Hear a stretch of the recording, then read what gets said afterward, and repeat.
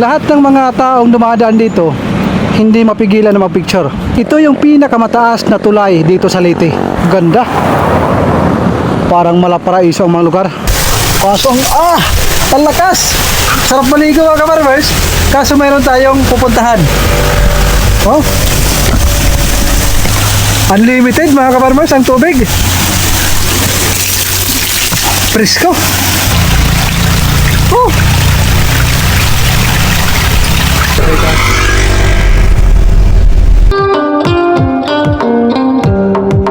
Andito tayo ngayon sa Agas-Agas Bridge, ang isa sa pinakamataas na tulay dito sa Leyte. Nakikita nyo mga kaparmers, ulap na ang ating nakikita. Ang mga bundok na ating nakikita ay sagana pa sa likas na yaman. Mga kahoy na hindi pa natin nakikita sa malapit sa mga syudad. Kung makikita natin sa camera, para bang nagdidikit na yung langit at saka lupa. Ulap na yan. Kanina nga sa paglabas ko, nang inopin ko yung aking camera, yung ating lens nagmo-moist dahil sa fog.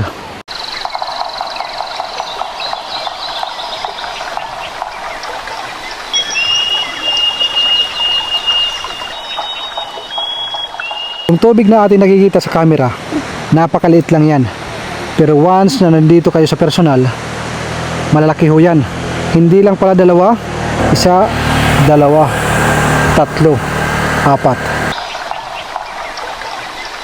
Lumipat naman tayo dito sa ibang side para makita natin yung view.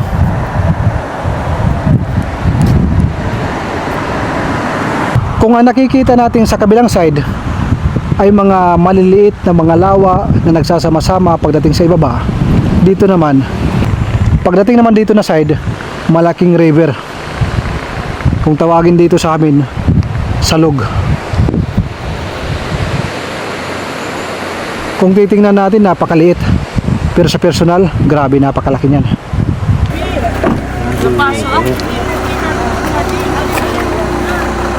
Alcohol.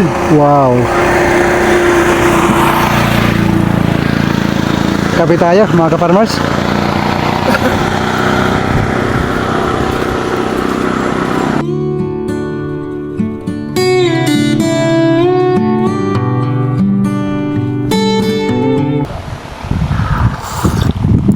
Sarap magkape mga kaparmers.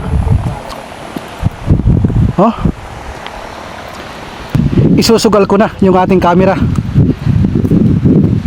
Ilalagay ko doon sa loob, sa ilalim ng tulay, kung ano ang meron, para makita natin. Dahil ako, curious din ako kung anong meron. Dito sa bandang kalahati, dito natin sisilipin kung anong meron.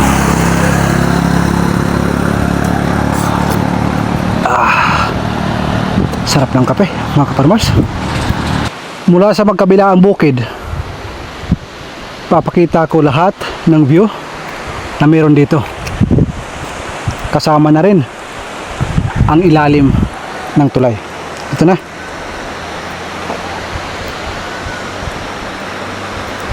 Pag nahulog yung camera, kayo nang bahala kumuha.